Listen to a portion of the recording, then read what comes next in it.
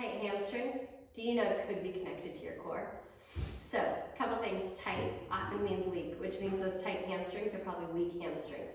2, it's connected to our core, potentially, because here's the thing, if I go to bend over and I have a weak core and my body doesn't trust my core, you better believe it's gonna grip, it's gonna pull down onto your hamstrings, and it's gonna make them tight, because it says, I don't trust that you're not gonna fall onto your face. Your core is not strong enough for you to lean over and hinge over without falling on your face. What we gotta do, let's strengthen our hamstrings, let's use an ab engagement, and see if we can get them to start to loosen up. Open up our legs about hip bone width distance apart. Soften our knees, just a soft knee. Hinge over, flat back, just like you're doing a straight leg deadlift, and then come back up. I want us to do the same thing, but feel your big toes push into the floor. So big toes push into the floor. You might feel like your knees are rotating in. Great, awesome. Come all the way back up. Do that same thing, but can we keep our hips forward more? Weight shifted forward. There's still weight in the heels, but I got a lot of weight in the balls of the foot. And hinge. Notice my hips now stay more over my heels. Ooh, lots of hamstrings that are gonna catch in, and then we'll stand it back up. Let's do that same thing. Let's hinge. Weight shifted forward, lots of action to the big toes. Core engaged, come all the way back up. Give me 2 more, that same thing. Let's go hinge, hinge, hinge. And all the way up. One last one, hips stay stacked right over our heels, hinge. And come all the way back up. Lay onto your back. Second exercise, put that foam roller down. Toes come onto our foam roller. We'll scoot ourselves back. So you have this extended position, meaning your heels aren't kind of pulled in towards the glutes.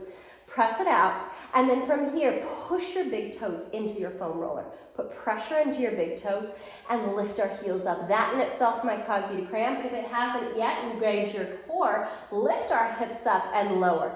Let's go lift and lower. If we can, take our arms out, roll the top tip of our shoulder blade into the mat.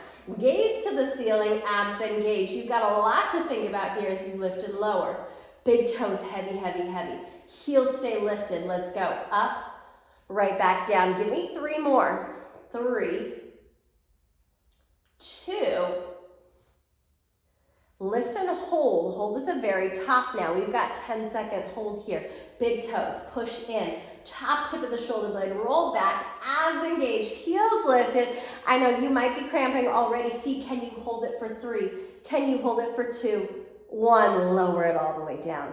We're gonna stretch it out. We're gonna stretch it out maybe a different way than you have done before. Pull your thigh into your chest. Grab to the back of our leg. Keep our thigh glued and start to straighten your leg.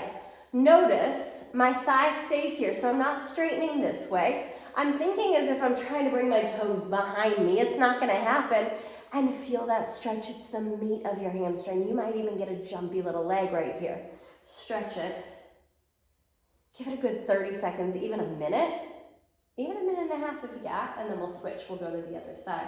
Here's the thing, when we do that straight leg stretch and we feel that big pull, that big stretch, sometimes that stretch feeling is actually a nerve sensation. We want to be able to bend our knee, relax the nerves, and then get to the meat of that muscle. This bent leg, hamstring stretch all day long.